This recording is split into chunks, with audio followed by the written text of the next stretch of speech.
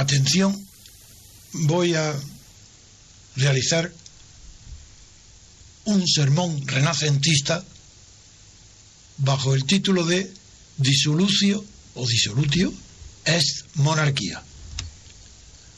Acabada la dictadura de Primo de Rivera, el régimen monárquico, el de Alfonso XIII, nombró al gobierno Berenguer como prueba de que allí entonces, en España, no había pasado nada.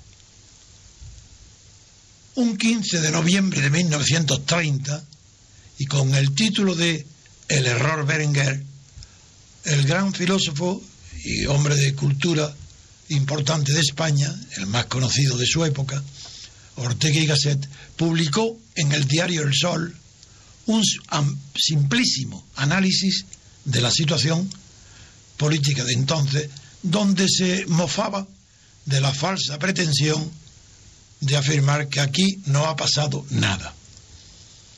Nadie habría retenido aquel insulso artículo, se habría acordado de él, si su autor, que era un gran periodista, no lo hubiera terminado con el famoso Delenda es monarquía, que tomó del Delenda es Cartago de Catón.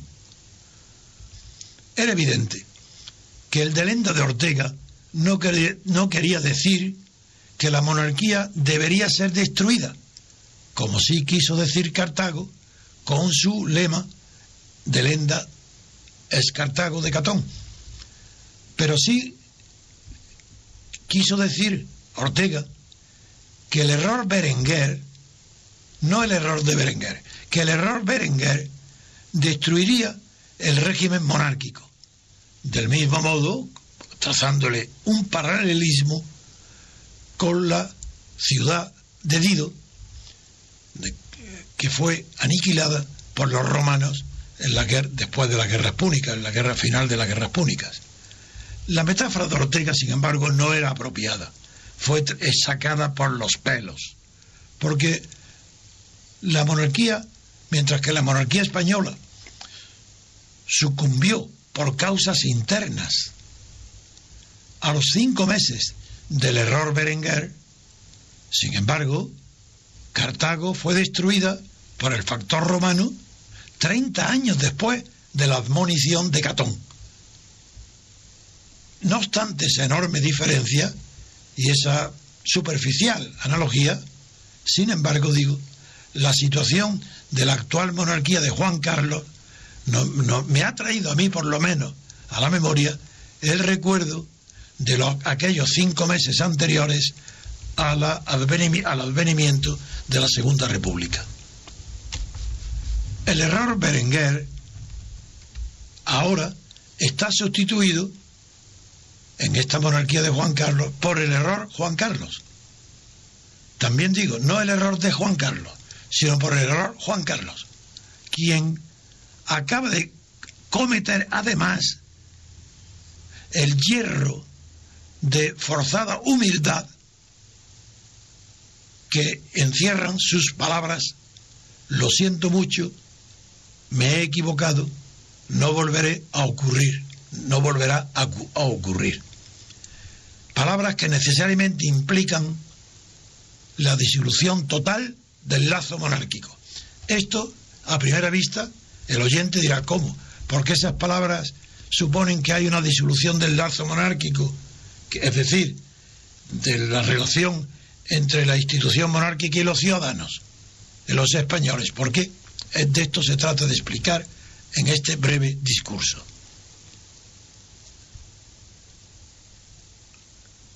El doble.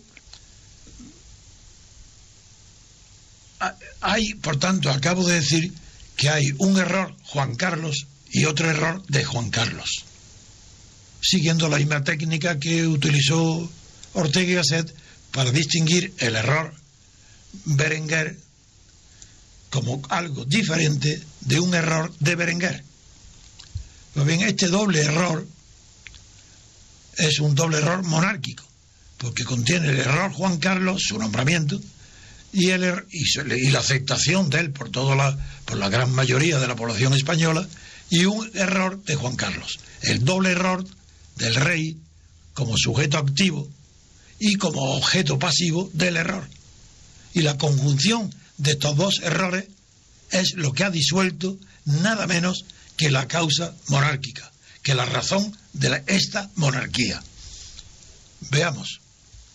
Primero, el error Juan Carlos, el sustantivo, del que son responsables los sectores que acataron la orden sucesoria de Franco y los que aceptaron después la monarquía de los partidos, tenía que causar, en virtud del efecto Montesquieu, la ruina de la corona por concurrir en ese propio error, concurrir además ese error con cualquier otro error personal que pudiera cometer Juan Carlos, que sería un error de Juan Carlos.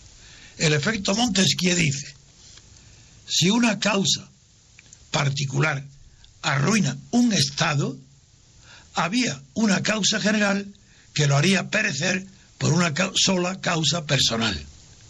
Esta maravillosa reflexión de Montesquieu está imbricada ya en este factor individual, porque tiene tal trascendencia el error personal, el factor individual, tiene tal trascendencia para la monarquía, que por sí solo ese error de Juan Carlos disuelve la causa ontológica de la monarquía, es decir, su causa metafísica, su causa mítica. Si dice el rey: lo siento mucho, me he equivocado, no volverá a ocurrir, esas tres palabras son las mismas, con el mismo significado, y auguran igual que las tres palabras aparecidas en el festín del rey Baltasar, dibujadas en la pared por una mano invisible. Son las tres palabras correspondientes al mane, tecel, fares, que el profesor Daniel interpretó con buen sentido adivinatorio como división y partición del reino. Pues en estos estamos ahora, en el significado de que lo siento, no volverá a ocurrir. Pues son palabras que anuncian o presagian males muy profundos para la monarquía, por supuesto, pero no es para España en un plazo inmediato. La causa franquista de la monarquía determinaría un día su ruina por un vicio personal de Juan Carlos. Ese es el efecto Montesquieu. Y ese día ha llegado ya. Ayer, día 18 de abril de 2012, Juan Carlos proclamó ante el mundo, urbis et orbe, que la causa de su monarquía se había disuelto. Vuelvo a decir, atención, porque este es el argumento de la disolución es monarquía. Dijo ayer Juan Carlos que lo sentía. ¿Qué es lo que sentía? Veamos, seamos sinceros, preguntémonos qué ha dicho él que sentía. ¿Matar elefantes? ¿O divertirse con derroche de riqueza entre la miseria de sus súbditos? ¿Qué es lo que sentía? ¿Haberse ausentado de España sin dar conocimiento de ello al gobierno? No lo sabemos. Ha dicho que lo sentía. Lo que más se le afea, en realidad, si a eso tácitamente responde su contestación de que lo siente, lo que más se le afea es la matanza de elefantes. No solo porque han descubierto los españoles de repente que estaba cazando elefantes en África del Sur, en Botswana, matando con una amiga, sino que la fotografía que publican se dan cuenta que es de otra cacería. Por tanto, ya no se trata que haya matado a un elefante, sino que es un matador de elefantes. Y en la fotografía además demuestra que no tiene ninguna nobleza en el trato con los animales, ya que no se comprende cómo un cazador tan habituado como él, lleva tantos años cazando, continúe con procedimientos infantiles e innobles para tratar de una manera tan poco delicada, con tan poca nobleza, al cadáver del elefante, que lo mantiene casi medio erguido, doblando el cuello contra un árbol para que parezca que la pieza cobrada es más grande de lo que es. Eso es innoble, impropio de un cazador. El amor a los elefantes es ya muy grande porque tiene una larga tradición. Le pasa igual que a los caballos. Pero ese amor que nosotros creemos que deriva de de su belleza o de sus sentimientos o de la tranquilidad que nos produce su contemplación, no, en realidad el amor por los elefantes y por los caballos tiene un mismo origen, y es que fueron nuestros primeros grandes compañeros en las batallas militares. Los elefantes y los caballos en las compañías de caballería, se sigue llamando incluso caballería a los grupos o agrupaciones de elefantes para la guerra. Pues bien, ahí, en esa nobleza, en esa entrega, en esa lealtad tan grande del caballo y del elefante a los soldados a los que le ayuda en la batalla, ahí se fraguó la lealtad de esas hermosas cabalgaduras con los soldados, es decir, con nosotros, con los hombres, porque ellos nos ayudaban, tenían enemigos comunes y luchaban contra los propios enemigos de las personas que los cuidaban. Se recuerda incluso el nombre del elefante cartaginés de la tropa del ejército de Aníbal en la Segunda Guerra Púnica, cuando asateado, creo que fue en la batalla de Trasimeno, asateado y lanceado por todas partes, con las armas que le lanzaban el ejército romano, que estaba dirigido por un tal Nepote, que no tiene nada que ver con el origen del nepotismo, que está en el papado, en el Vaticano.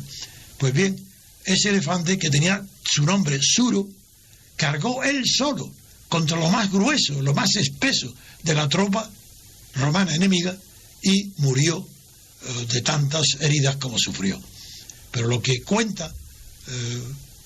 se cuenta es, y se sabe su nombre, es porque el conductor, el que conducía, el que montaba, el que había cuidado, el cuidador de este elefante, no se apartó de él, se acostó a su vera y murió de tristeza, pegado a su piel. Ahí así murió la lealtad de uno con la lealtad de otro. Se unieron juntas en la muerte. Eso es en cuanto a la primera palabra, la de qué siente. Suponemos que siente, no es verdad. Estoy seguro que no siente, sino que al contrario, desea ansiosamente, le encanta, le sublima la pasión de matar elefantes, porque no conoce la nobleza de ese animal. Supongo, lo vi yo cuando joven montar una vez, me llevó a que lo viera hace mucho, cuando estaba soltero, que lo llevara a montarlo en el hipódromo de Zaragoza. Pero como yo entonces no tenía conocimientos suficientes de hípica, no recuerdo si era noble o innoble su manera de montar. Si lo viera hoy, sí lo sabría, porque mi hijo me lo ha enseñado, que es jinete y muy bueno. Segundo tema de las palabras es, ¿en qué se equivocó Juan Carlos? Tampoco lo dice. Dice, me equivoqué, me he equivocado. ¿Pero en qué te has equivocado? Dilo. Ahí tenemos que preguntarnos, ¿en qué? ¿En que no comunicó su salida de España al gobierno? Pues si eso lo ha hecho centenares de veces sin importarle nunca un comino. ¿En qué se equivocó? ¿En dejarse ver públicamente con la cazadora de elefantes que la acompañaba y que ocasionó además la caída y rotura de la cadera? Pues eso jamás le ha importado tampoco un bledo. La opinión de la sociedad española respecto a sus fidelidades o infidelidades matrimoniales, eso a él le ha importado poco siempre. Y además, ¿en qué se ha equivocado? En tener un accidente, porque solamente por eso es por lo que se ha dado a conocer este episodio. Entonces, de lo único que se ha equivocado es en haber tenido un accidente. Pues vaya equivocación. Yo no supongo que sea responsable, salvo en la actitud o la postura que, estando ya muy disminuido en el dominio de la rodilla y del tobillo, pues eso, a las 2 de la mañana se puede uno figurar muy bien cómo se ha producido la caída. Pero eso no es un asunto que me interese. Llegamos por fin a la palabra fatídica. Aquí está el tema. No volverá a ocurrir. Eso solo lo puede decir impunemente un empleado que engaña repetidamente a su jefe, un criado sorprendido en flagrante acto de hurto, o, con mayor frecuencia, un niño alocado o hiperactivo que miente, engaña habitualmente a sus padres, tutores o maestros, y que miente en sus continuas promesas de tener buena conducta. Y aquí está el quid de la cuestión. Aquí sí que es verdad. Ahora sí que sabemos de qué se trata. No que la promesa, aquí sí hay, no hay sentimiento. Aquí lo que hay es una promesa de que no volverá a ocurrir, pero no puede ser compatible con el sentimiento. Puede ser o no ser que haya sentido.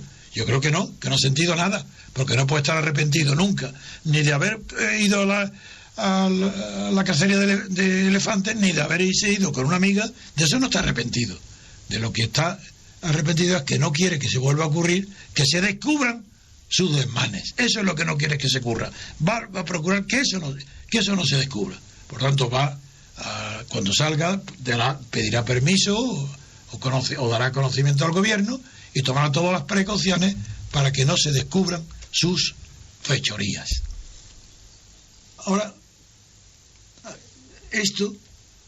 las consecuencias de esta fechoría y de estas palabras son nefastas para la monarquía, porque un rey no puede pronunciar jamás esas fatídicas palabras sin dejar de ser soberano. Un rey no puede pronunciar jamás ni esas palabras, ni esos sentimientos, ni esas muecas tristes en la cara, porque la cara no revelaba ningún arrepentimiento.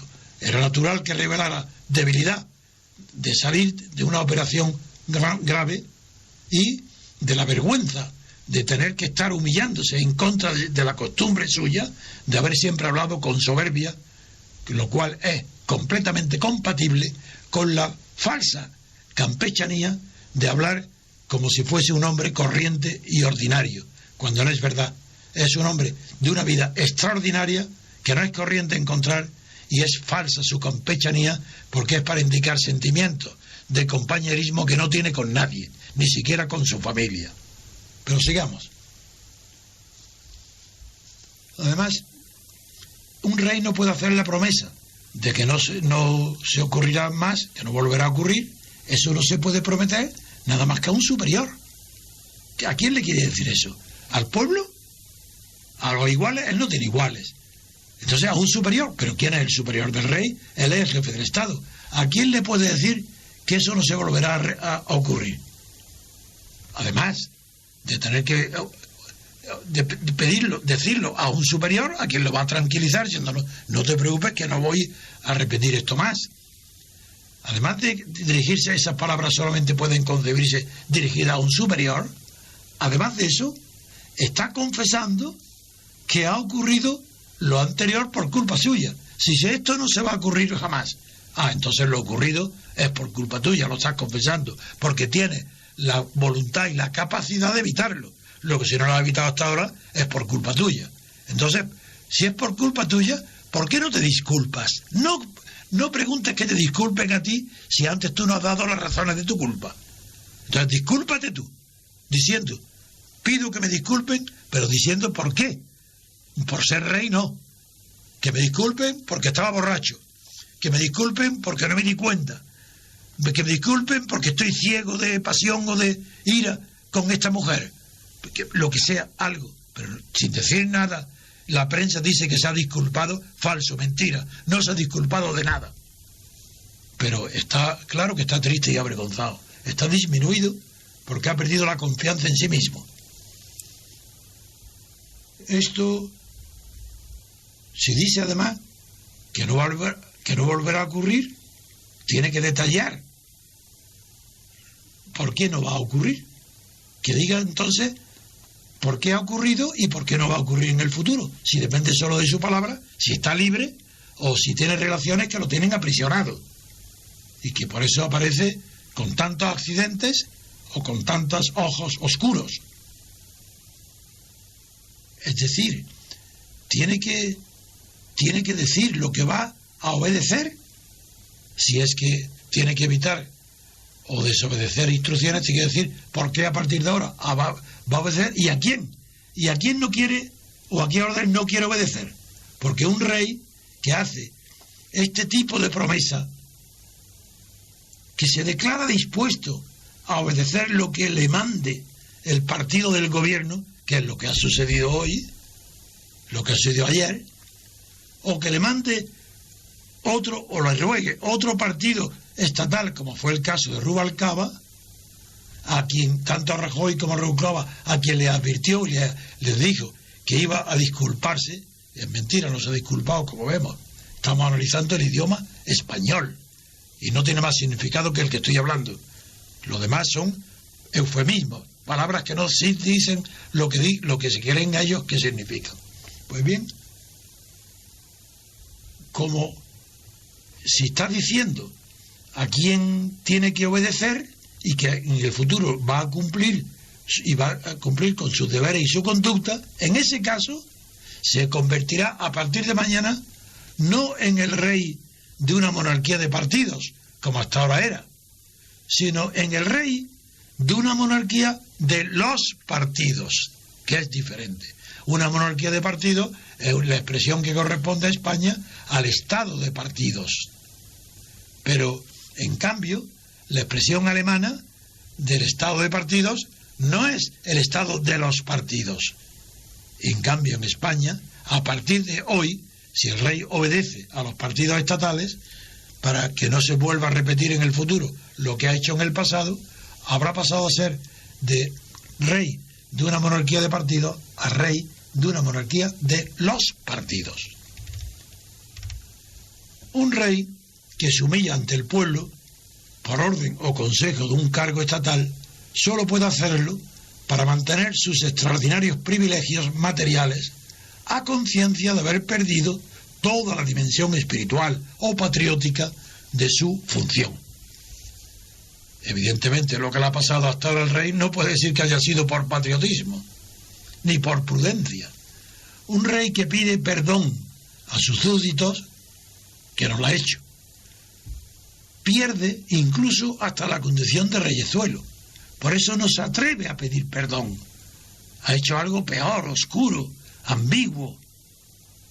Dice, no va a suceder, no va a ocurrir, como un niño pequeño que va asustado de verdad.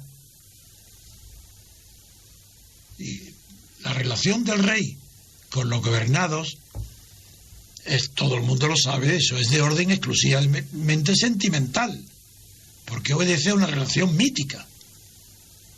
Y si ese sentimiento de superioridad mítica de la corona se esfuma, como se vio en la cara de ayer, asustado, disminuido, no hablo de la operación, que eso explica, sino la expresión de la cara, en sus gestos, su boca consumida, pues bien, esa superioridad se esfuma, y si lo hace, que desaparece el sentimiento y la conciencia de superioridad, aunque solo sea en un instante, desde ese momento nada ni nadie podrá ya restituir al rey ni en su superioridad ni en la confianza de su superioridad. Porque, atención oyentes, un rey humilde es siempre un rey muerto. El rey Luis, el rey Juan Carlos, hoy, a partir de su declaración de ayer, es un rey muerto. Claro que está vivo, claro que estará sentado en el trono, pero ya ha disuelto esa palabra suya, esa que él llama disculpas, esas promesas, sí, de portarse bien como un niño. Esa promesa es lo que ha disuelto la monarquía. La monarquía se ha disuelto, no se ha derribado, se ha disuelto como un azucarillo, está disuelta en esa pública humillación de don Juan Carlos. Ahí ha desaparecido el carácter sustantivo de la institución. Ya no se sostiene por ella misma. A partir de ahora estará sostenida.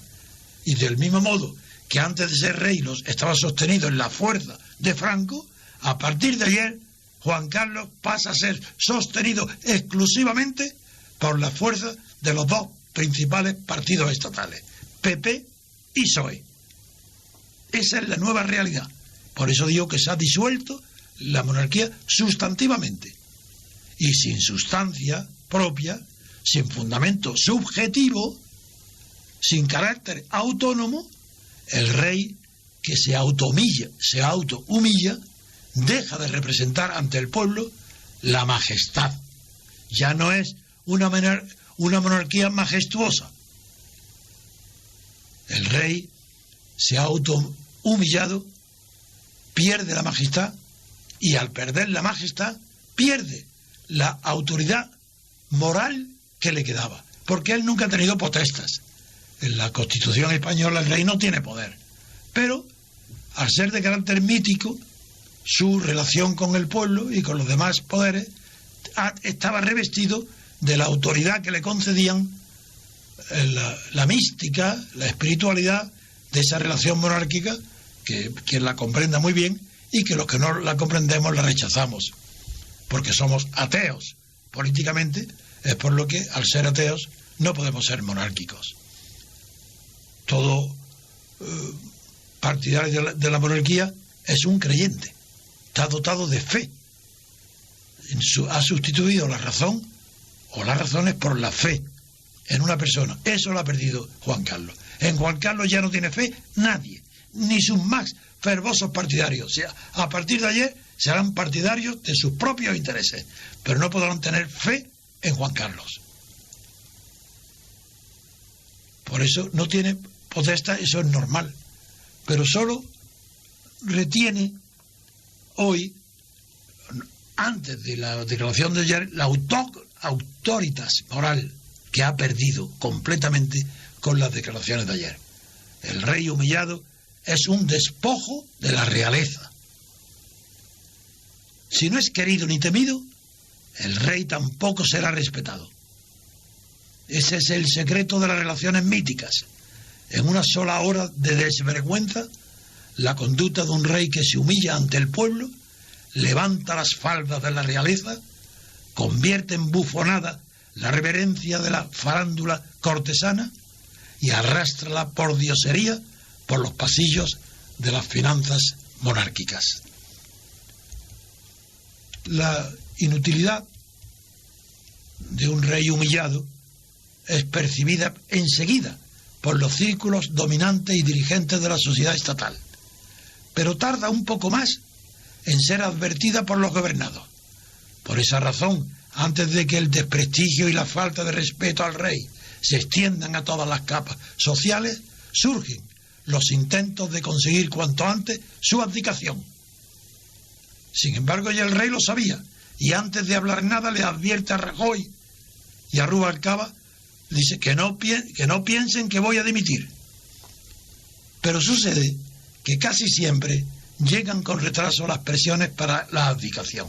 Y así, ahora lo estamos demostrando, lo está demostrando Juan Carlos. Por un lado, Juan Carlos teme que si abdica, verá reducida enseguida las fuentes de su riqueza y de su influencia en la propia familia. Y por otro lado, ignora todo lo que pueden ofrecerle los placeres culturales sin ambición material, como es su caso, que es un inculto, un ignorante total, y no tiene más que pasión que ver deportes y estar con mujeres. Lo demás no es más que dinero, dinero y dinero. Para eso, para él sirve la monarquía. Este cuadro de miedos y ambiciones, estas pasiones que rodean los intereses comprometidos con la abdicación de la corona en el príncipe de Asturias, se desconciertan y desorientan cuando el rey realiza un acto de humillación para conservar los beneficios materiales de la titularidad del trono. Enseguida se comprende, y el rey antes que nadie, que ya no tiene nada propio que transmitir al príncipe por medio de la abdicación. Cuando el rey disuelve la monarquía por un acto de humillación ante el pueblo, desaparece la sustancia monárquica que antes podía haber sido transmitida incólume al príncipe a través del mecanismo ciego de la abdicación. Ya ha comenzado el proceso de colocar en don Felipe las virtudes que se van retirando de su padre don Juan Carlos. Este proceso se acelerará en la misma medida en que se traen o se irán incrementando las pruebas de la ya innegable complicidad del rey y de la infanta Cristina en la corrupción de Undargarín, en la culpabilidad de ese delito, o presunto delito. No, presunto para mí no, son claros delitos cometidos por la familia, por la casa real que era ahí de Juan Carlos. La abdicación de un rey humillado lleva en la corona transmitida nuevas fuentes de humillación. Se puede observar ya el fenómeno siempre repetido del indecente espectáculo que precede a las abdicaciones o a las esperanzas de una próxima abdicación. Voy a rápido terminar. Contemplad el oportunismo de esos periodistas que parecen apoyar la justificación del rey, cuando en realidad le están exigiendo más peticiones de perdón, es decir, más humillaciones. La disolución de la monarquía responde al adjetivo latino que la define y caracteriza, pues lo normal es que la disolución sea consecuencia de vidas principescas, disolutas o depravadas. A la monarquía de Juan Carlos no habrá que derribarla. La expresión latina disolutio es monarquía, tiene naturaleza descriptiva de un proceso inexorable. A partir del día 18 de abril, la monarquía de Juan Carlos carece de sustancia monárquica, es decir, de majestad y de realeza. Solo le queda su impronta franquista, es decir, lo único que podrá transmitir a su hijo Felipe en caso de abdicación. Es decir, lo único que podría darle voluntad de rey, la voluntad franquista y que se le pueda transmitir a través de la abdicación.